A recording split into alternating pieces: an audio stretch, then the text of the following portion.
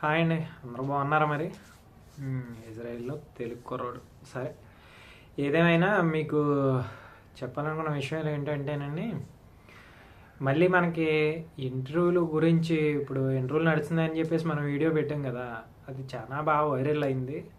అది ఏజెంట్లతో బాగా యూజ్ అవుతుంది. ఇప్పుడు మనం అంటే తెలియని ఏజెంట్లు కూడా పాస్పోర్ట్లు అందరూ తీసుకుంటున్నారు. సో మీరు దానికి చెప్పేది ఏంటంటే, పాస్పోర్ట్లు అయితే మాత్రం ఎవ్వరికీ ఇవ్వకండి. మీరు ఎవరన్నా ఒకవేళ ఇంటర్వ్యూ ఉంది నేను పంపిస్తాను ఏజెంట్లు అని చెప్పేసి అంటే కనుక మీరు సీవీ తయారు చేసుకోండి, కలర్ సీవీ. వాళ్ళకి కలర్ సీవీ ఇవ్వండి. ఓకేనా? మీరు కలర్ సీవీ వాళ్ళకి సీవీ తయారు చేసుకుని ఆ సీవీ వాళ్ళకి పంపించండి. సో అన్నీ అయిపోతే డబ్బులు ఇవ్వండి. ఇంటర్వ్యూకి పిలిస్తే డబ్బులు ఇవ్వండి. అది కూడా ఇంటర్వ్యూ అయిపోయి మెడికల్ అయిపోయిన తర్వాత మీకు అన్నీ కన్ఫర్మ్ అనుకున్న తర్వాత అది కూడా కొంచెం ఏమన్నా ఒక 20,000 ఆడికి అంటే ఏజెంట్కి కూడా వాళ్ళకు కూడా సెక్యూరిటీ కోసం ఏదన్నా డబ్బులు అడిగితే ఏమన్నా ఒక 5,000 అలా 10,000 20,000 అది మెడికల్ అయిపోయిన తర్వాత మీరు ఇంటర్వ్యూ సెలెక్ట్ అయిపోయిన తర్వాత. అంటే దీని గురించి ఎందుకు చెప్తున్నానంటే పాపం చాలా మంది మళ్ళీ మోసపోయారంట. సో అనయ్య నా పాస్పోర్ట్లో అక్కడ ఆగిపోయినాయి, ఇప్పుడు ఏం చేయాలో అర్థం కావట్లేదు. నేనేమో కొంతమంది ఇప్పుడు మనం పెట్టిన లిస్టులోను కొంతమందికి ఇంటర్వ్యూలకి వెళ్తే పాస్పోర్ట్లు లేవు, ఎందుకని అప్లై చేశారు, రిజిస్టర్ అయిపోయారు, వాళ్ళు చాలా ఇబ్బంది పడుతున్నారు. సో వాళ్ళ గురించి అని చెప్పేసి మళ్ళీ నేను ఈ వీడియో చేస్తున్నాను. మీరు ఎవరైనా సరే ఒకటికి 2 సార్లు మీరు ఆలోచించుకోండి. ఎవరికైనా పాస్పోర్ట్ ఇమ్మంటే కనుక ఆలోచించుకోండి. ఇజ్రాయేల్ ఒక బిజినెస్ అయిపోయింది అందరికీ కూడా. ఓకేనా? ఇజ్రాయేల్ అందరికీ బిజినెస్ అయిపోయింది. మీరు అది ఆలోచించుకోండి. అర్థమవుతుంది కదా నేను ఎందుకు చెప్తున్నానంటే, 1-2 సార్లు పాపం చాలామంది బాధపడుతున్నారు. మేమేంటే ఇక్కడికి వచ్చినప్పుడు ఎలా రావాలి ఏంటి అని చెప్పి బాధపడ్డాం, కానీ సో పర్వాలేదు. రెండోది ఏంటంటే ఇప్పుడు యుద్ధం ఆగింది, అది కూడా మనకు గుడ్ న్యూస్. 2 నెలలు విరామం తీసుకున్నారంట, అది కూడా మన న్యూస్లో చూసిందే. ఓకేనా? మీరు ఏం చేస్తారంటే ఇప్పుడు మళ్ళీ కూడా యుద్ధం ఆగింది కదా అని చెప్పేసి ప్రతి ఒక్కళ్ళు ఏజెంట్లు ఇంక యుద్ధం ఆగిపోయింది, నేను పంపించేస్తాను, లేకపోతే నేను ఆడిని పంపించాను, లేకపోతే ఈయన పంపించాను అని చెప్పేసి అంటున్నారు. మీరు అవన్నీ కూడా పట్టించుకోవద్దు. ఓకేనా? మీకు నమ్మకం ఉంటే నేను సీవీ ఇస్తాను, ఏమండి నేను సీవీ ఇస్తాను, మీ వల్ల ఏదైనా అవుతుందంటే చేయండి, లేకపోతే లేదు. నేను ఇంటర్వ్యూకి మాత్రం పాస్పోర్ట్ పట్టుకుని వస్తాను. ఇంటర్వ్యూ సెలెక్ట్ అవుతే మీకు అప్పుడు పాస్పోర్ట్ ఇచ్చి నేను మెడికల్ గట్ట అయిన తర్వాత నేను పాస్పోర్ట్ మీకు సబ్మిట్ చేస్తాను. అంతేగాని ముందుగా పాస్పోర్ట్ మాత్రం ఎవరికీ ఇవ్వద్దు. ఓకేనా? పాస్పోర్ట్ ఇవ్వద్దు. పాస్పోర్ట్ ఇస్తే మీరు తర్వాత ఇంకో చోటుకి వెళ్తే బాధపడతారు. ఇప్పుడు ఆల్రెడీ కొంతమంది కాల్స్ వచ్చినాయి అంటే, కానీ వాళ్ళ దగ్గర పాస్పోర్ట్ లేదంట.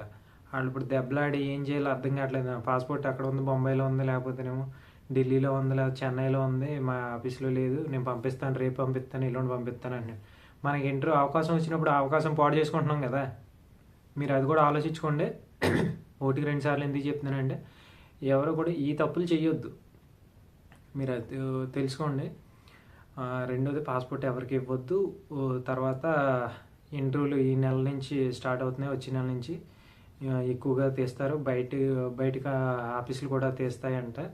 నాకు వచ్చిన ఇన్ఫర్మేషను. ఆల్రెడీ బయట ఒక ఆఫీసు ఫోన్ చేశాడు, 22వ తారీఖున ఉన్నాయని చెప్పేసి. సరే, నేను ఈ ఆఫీస్కి నేను సజెషన్ ఇవ్వట్లేదు, కానీ నేను మాత్రం మీరు టమ్కామ్కి తర్వాత మన ఎన్ఐడిసికి మ్యాక్సిమం ట్రై చేసుకోండి. అందరికీ కూడా 100% అవుతున్నాయి ఆల్రెడీ. మొన్న రీసెంట్గా ఒక వ్యక్తి నాకు కాల్ చేశాడు, ఇక్కడ ఇజ్రాయెల్లోనే ఉన్నాడు అంట అతను. సో చాలా సింపుల్గా అయిపోయింది. నాకన్నా నేను అనుకోకుండా అయిపోయింది. నేను టమ్కామ్ ద్వారానే వచ్చాను. హైదరాబాద్ ద్వారా వచ్చాడంట. తనకి తక్కువలోనే వచ్చాడు, ₹1,00,000 అయిందంట. సో 1,00,000 కన్నా ఇంకా తక్కువ అని చెప్పాడు. ఇంక ₹1,00,000 అనుకోండి. ఓకే, ₹1,00,000 అయితే ఖర్చు అయిందంట అతనికి. సరే, మీరు ఏదేమైనా ముందు ఆ రెండాటిని ట్రై చేసుకోండి. అది అవ్వకపోతే కనుక పర్వాలేదు, మేము డబ్బులు పెట్టైనా వెళ్తాము అని అనుకుంటే కనుక మీకు తెలిసిన ఆఫీసుల ద్వారా వెళ్ళండి. అది కూడా పాస్పోర్ట్లో ఎవరికి ఇవ్వకుండా. ఓకేనా? రెండోది ఏంటంటే, నేను ఒక రిక్వెస్ట్ చేస్తున్నాను మిమ్మల్ని. నాకు మీరు చూసారో లేదో, కొంతమంది నా వీడియో చూసే ఉండొచ్చు. ఒక వీడియోలో మాత్రం ఇండియా టు ఇజ్రాయెల్ జర్నీ అని పెట్టాను. దాంట్లో తమ్లైన్ గట్టి ఏమి ఉండదు. సో దాంట్లో నా ఏలు కట్ అయిపోయింది పెట్టాను. అంటే మిమ్మల్ని సానుభూతితో చూడమని చెప్పట్లేదు, కానీ ఇందులో లా గురించి ఎవరికైనా తెలుసుంటే ఒకవేళ మీకు ఎవరైనా లాయర్ కానీ ఎవరైనా తెలుసుంటే నాకు కొంచెం చిన్న హెల్ప్ చేసి పెట్టండి. అది నాకు యాక్చువల్గా ఇన్సూరెన్స్ వస్తుంది. నాకు ఏలు 1 ఇంచ్ కట్ అయిపోయింది, 1 ఇంచ్ కట్ అయిపోయింది. ఆ ఇంచుకి ఇన్సూరెన్స్ వస్తుంది అంటే ఆల్రెడీ గల్ఫ్లో చేసిన వాళ్ళందరూ కూడా అదే చెప్తున్నారు. దుబాయ్, మస్కట్, సౌదీ ఇవన్నీ చేసిన వాళ్ళందరూ చెప్తున్నారు. సో ఇక్కడ ఉన్న వాళ్ళు కూడా చెప్తున్నారు. కానీ ఈ డబ్బులు ఎలా వస్తాయి ఏంటన్నది తెలియట్లేదు. తెలియకపోవడం ఏంటంటే నేను ఆల్రెడీ ఆఫీస్ని, ఇన్సూరెన్స్ ఆఫీస్ని రెండింటిని కన్స్ట్రక్షన్ చేశాను. కానీ నాకు ఓన్లీ శాలరీ వేశారు, శాలరీయే ఇన్సూరెన్స్ అంటున్నారు. అదేంటి అర్థం కావట్లేదు. నాకు 2 నెలల శాలరీ ఓన్లీ 2 నెలల శాలరీ ఇచ్చారు. కాబట్టి ఆ శాలరీ కూడా నా బేసిక్కే వేశారు. నాకు 50,600 ఉంది, ఆ 50,600 వేశారు. సో కాబట్టి మిమ్మల్ని నేను మళ్ళీ ఎందుకు అడుగుతున్నానంటే, మీకు ఎవరైనా తెలుసుంటే లాయరు, సో ఇజ్రాయెల్ ఎవరైనా నా వీడియో చూస్తే ఈ లాయర్ కానీ మీకు తెలుసుంటే ఇక్కడ ఏమన్నా ప్రాసెస్ అంటే నా ప్రయత్నం నేను చేశాను. మీరు కూడా ఏమన్నా నాకు సజెషన్గా నేను మీకు ఎలా అయితే కొంచెం హెల్ప్ అవుతున్నానో అలా నాకు ఏదైనా కొంచెం హెల్ప్ అవుతారని చెప్పేసి నేను అడుగుతున్నాను. అది ఏదైనా ఉంటే కొంచెం చేసి పెట్టండి ప్లీజ్ అండ్ రిక్వెస్టెడ్. రెండోది ఏంటంటే మన వీడియో సో అమెరికా కూడా వెళ్ళిపోయింది. సో అందరికీ కూడా చాలా thank you so much.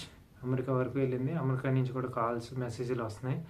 So అంటే అక్కడ మా ఫ్రెండ్స్ ఉన్నారు, వాళ్ళు కాల్ చేశారు. సో హ్యాపీయరా, బాగానే ఉన్నావు, సో పర్వాలేదు, అందరికీ సజెషన్ ఇస్తున్నావు అని చెప్పేసి అన్నారు. సో థ్యాంక్ యూ అండి. నాకు మీరు కాల్ చేసి ఇలా మంచి హెల్ప్ చేస్తున్నాం అని చెప్పడం నాకు చాలా ఆనందంగా అనిపిస్తుంది. సో నేను ఇంకా మీకు సజెషన్ ఇవ్వాలని చాలా ఆసక్తితో చూస్తున్నాను. అలాగే నేను శనివారం సాయంత్రం అంటే ఇండియా టైం 9:30కి నేను జూమ్ మీటింగ్ పెడుతున్నాను. అది కూడా ఇన్స్టాగ్రామ్లోనే నన్ను కాంటాక్ట్ చేసిన వాళ్ళకి మాత్రమే. అది కూడా చెప్తున్నాను. నేను ఆల్రెడీ మార్నింగ్ పోస్ట్ చేశాను మీకు, నేను మళ్ళీ చెప్తున్నాను. ఒకవేళ ఎవరైనా ఉంటే అంటే మీరు అంటే అందరం కలిసి వచ్చి మీటింగ్ పెట్టుకున్నాం అనుకో, వచ్చేవాళ్ళు నేను ఇక్కడ ఉన్నాను. అలాగే ఇందులో ఎవరన్నా కొంతమంది వచ్చిన వాళ్ళు ఇక్కడ ఏమన్నా వస్తే వాళ్ళు కూడా జూమ్ మీటింగ్లోకి వచ్చారనుకో, మీ సజెషన్ కొంచెం క్లియర్ అవుతుంది. అలాగే మీరు వచ్చిన వాళ్ళకి ఏ ఇబ్బందులు ఉన్నాయి ఏంటి అంటే ఒకళ్ళకొకళ్ళు ఎంతవరకు ప్రాసెస్ అయిందన్నది ఆ సజెషన్ కూడా మాట్లాడుకుందాం, ఓకేనా? దాని గురించి అని చెప్పేసి స్పెషల్గా నేను పెట్టాను. మీకు ఏ యూట్యూబర్ డబ్బులు సంపాదించుకునేవాడు ఇలాంటివి ఏం పెట్టాడు సజెషన్ గురించి. నేను మామూలుగా మీకు దాని గురించనే పెడుతున్నాను. అందరికీ హెల్ప్ అవ్వాలి, ఒకళ్ళకొకళ్ళు తెలుసుకోవాలని చెప్పేసి అందరికీ ఒక కమ్యూనిటీగా మీకు అర్థమవుతుంది. ఒకళ్ళు ఏదన్నా డౌట్ ఉంటే కొంతమందికి నాకు రెండోది ఏంటంటే మీకు చెప్పాల్సింది, చాలామందికి ఆఫర్ లెటర్లు కూడా వచ్చేసినాయి, ఇంటర్వ్యూలు ఏమీ లేవు. ఇప్పుడు అది ఎంతవరకు నికరం అన్నది అర్థం కావట్లేదు నాకు. చాలామంది నాకు ఆఫర్ లెటర్లు పెడుతున్నారు, అన్నీ కూడా ఒకటే కంపెనీ, ఎలక్ట్రికల్ కంపెనీ. సో అది ఫేకా నిజమా అన్నది ఇంకొక 20 రోజుల్లో మ్యాక్సిమం తెలిసిపోవచ్చు. అది కూడా దానికోసం కూడా రీఛార్జ్ చేస్తున్నాను. సరే, మీకు ఆ కంపెనీ పేరు పూర్తిగా నేను చెప్పను, కానీ అలా అందరికీ అయ్యే వచ్చినాయి ఏంటి. కాబట్టి మీరు అది ఆలోచించుకోండి. సో అంటే మోసపోరు అని చెప్పడానికి రీజన్ ఏంటంటే అక్కడ ఇంకో లాజిక్ ఉంది. డబ్బులు అయితే మాకేం కట్టొద్దు అన్న క్వశ్చన్ ఉంది, అక్కడ క్వశ్చన్ మార్క్ అది పెట్టారు. డబ్బులు కట్టొద్దు అంటున్నారు, ఆఫర్ లెటర్ వచ్చేసింది. సో అది ఎలా సాధ్యమైంది అదే అర్థం కావట్లేదు.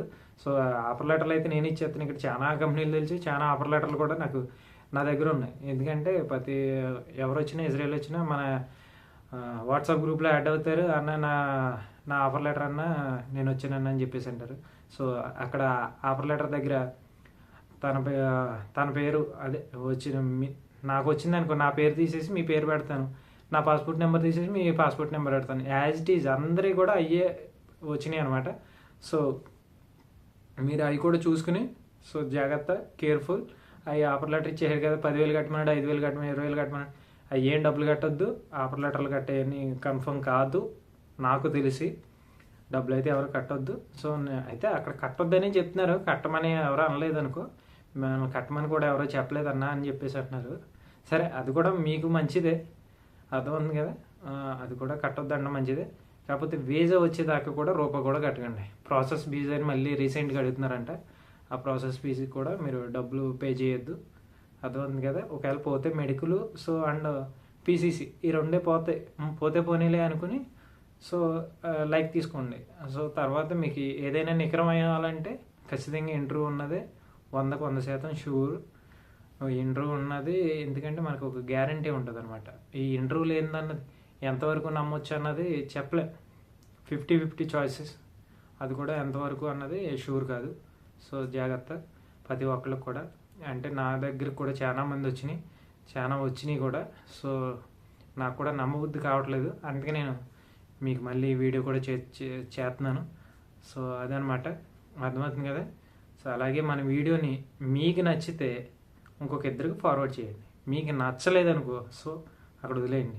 రెండోది ఏంటంటేనన్నా, మన వీడియో పూర్తిగా చూడకుండా, మనం ఆల్రెడీ చాలా డిస్కషన్ చేసుకున్నాం, అది పూర్తిగా చూడకుండా ఇన్స్టాలోకి వచ్చి అన్నా నేను ఇలా రావాలనుకుంటున్నానన్నా, ఏంటన్నా ఏదన్నా ఇదన్నా, సో మీరు అడిగితేకే నేను ఇన్స్టా మొత్తం అన్నీ ఇచ్చాను. సో అడగచ్చు, కానీ మీరు వీడియో పూర్తిగా చూసారనుకో, నేను పెట్టిన వీడియోలు మీకు ఒక ఐడెంటిఫై వచ్చేద్ది. అప్పుడు దాంట్లో మీకు ఇంకేదన్నా డౌట్ ఉంటే దాన్ని అడగండి, నేను సజెషన్ ఇస్తాను ఖచ్చితంగా.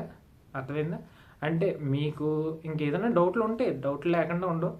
డౌట్లు ఉన్నా ఇబ్బంది ఏం లేదు, కాంటాక్ట్ చేయండి. సరే, నేను దానికి కూడా ఎందుకు చెప్తున్నానంటే, మీరు చూసారనుకో మీకు వీడియో మీకు ఒక అర్థమవుతుంది అనమాట.